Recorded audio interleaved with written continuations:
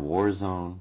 So what you do is you go and put old Occam's razor in there, and you eliminate to the lowest denominator. UFOs can exist. Let me rephrase that. UFOs is not a good term. Interplanetary conveyances cannot exist. Mm-hmm. So it has to be something very earthly. NSA went ahead and would call UFOs UFOs when we were monitoring communications with the Soviet Union. But they always qualified that in hopes that with the initiation of the Sunshine Act, later to become the Freedom of Information Act, that they would not be subject to those acts by saying 7 UFOs being reported by such and such location and site. But when they'd say 7 UFOs, in parentheses, they would put probably balloons. Disregard the fact that in the one document I'm talking about, 7 UFOs traveling at 1,700 miles an hour. Balloons can't do that. Right. I always got bemused at that because even as a kid, I'd get bemused when people would say, I don't believe in ghosts. However, this happened. Sure. You tell a perfectly good ghost story. With me, I very early on knew that to deny the reality of UFOs and other phenomena that occurs would be denying myself. So as a communicator, you're definitely... You don't always tell the others what's going on. Remember I told you feel it? You feel, yes, you feel what they feel, and they feel what you feel. Mm-hmm. And so, you don't always address it, because one of the things that you may feel like, if they're saying that they are a guest, if our military is saying, well, this is one of our guests, they're not treating that entity as a guest. And what's happening is that you are feeling what that entity is feeling. Uh-huh. And one situation, I even helped one of them escape, and that right there was not telling them everything that was being said. I'm curious, what went on when you dealt with that?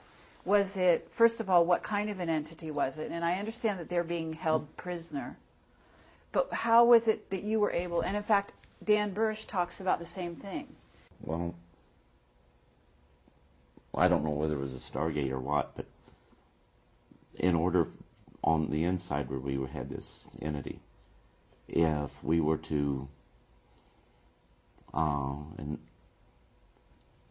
there's a tape that talks about this, which gives a whole lot more detail, but we went ahead, and if they were to try to extract this entity from inside where we were at, then there'd have been people killed.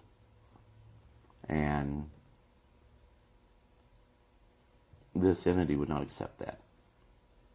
And you could feel you could feel what it felt. That's the best way to put it. And I'm trying to tell this without going into any real certain details. But I convinced the person that I always called the Colonel, and all throughout that's what I was calling. We went ahead, and I said, you know, he needs to show me something, but everybody has to be cleared from here. It's just got to be me and him. And everybody went ahead, left. There was one Spec 5 that stayed there to help me, and I said, we've got to cut this screen fence back here, or the storm fence, and we can get in trouble for that. I says, yeah, I know, that's why I'm asking you to just drop off the bolt cutters and then beat feet. Well, he didn't. He went ahead and he cut the wires for me, and we got the entity outside. By the time they found out that we had the entity outside the perimeter, they went ahead and was very upset, and now they were even to the point where they even tried to shoot the entity, but the entity was now in a position where it was a bright, bright, bright light that came down, and I didn't even get to see the craft, and maybe it was because I just wasn't looking. But all of a sudden, this entity was there, then it wasn't. Then, of course, the guy I always called the colonel, he went ahead and told me, well, I could be court-martialed, then, well, we're going to overlook it this time, but don't let that happen again.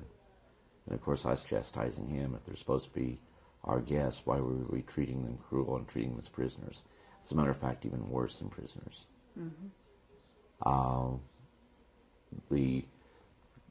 I have never seen either movie of the Manchurian Candidate. Okay. And the one thing that we had identified by the time I got out, 57 different species. And they were affectionately called the Heinz 57. I understand there's some phrase in one of those movies about that. Gee, I'd love to say there's only 2 or 3 races, or only 4 or 5, or even 1. I'd love to say that. But with what I know, if I change anything that I do know, then it's not reality. It's just going ahead saying things that people want to hear. Well, why would you say you would want to say there was only 1 or 2? Oh, well, some people, well, we could find your story more believable if you could say. I see. And, gee, can't this entity be gray because it'd be more believable? What do you want, a story that's believable, or do you want the truth? Now, the truth may not fit what you believe, but it's the truth as I know it. And with it being the truth as I know it, that's all I can tell. So have you ever, I'm going to assume they must photograph these beings, right? There's photographs. Okay. And what about you? Do you ever draw them? Do you have drawings of them? Yeah, I got some drawings. And have you distributed? No. Are you able, at liberty, to give them out at all, or show them? Some I have and some I haven't. And are you familiar with underground bases? And the technology that goes along with it. Okay. And so I'm going to assume you've been to underground bases yourself. Not by choice. Not by choice. That's believable. But have you also seen, say, reptilians, what's called, in the UFO community, subspecies reptilians? That we call reptilian, yes. And are you able to communicate with them telepathically? They can communicate with you. Okay. It's hard to explain. You can't keep secrets. Sure. And the other thing I'd remind everyone is the program is geared and set up to where you only know what you have a need to know.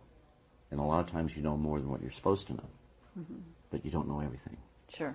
And I reiterate, anybody that tells you that they know everything is a liar. It's not true.